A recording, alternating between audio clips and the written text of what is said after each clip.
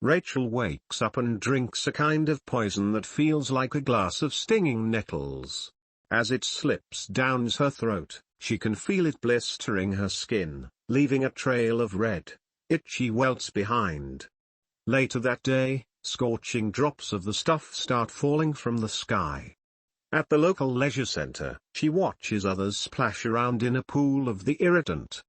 They seem unfazed, but the moment she dips her toe in, she's faced with burning pain. This is the world of Rachel Warwick, who is allergic to water. Rachel Farrugia, a 25-year-old mum from Cardiff, breaks out in a painful rash every time she comes into contact with water.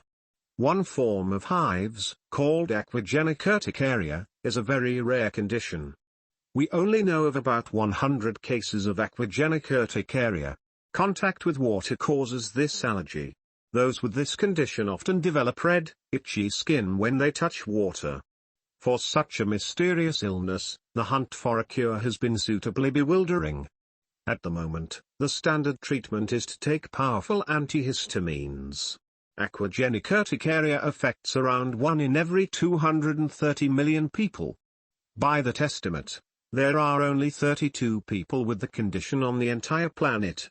It is the reason finding enough patients for a trial to find any drug could be problematic. Trial